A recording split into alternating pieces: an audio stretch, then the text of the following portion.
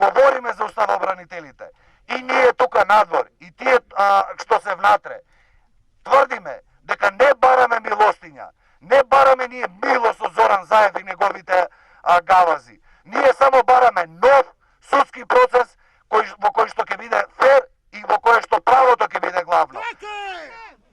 А јас сум сигурен дека во таков судски процес тие нашите браќа ќе бидат слободни. Ние не се согласуваме со тоа по улици да шетаат криминалците, а затворите да се полни со патриотите кои што направиле исклучиво и ништо друго патриотски чин.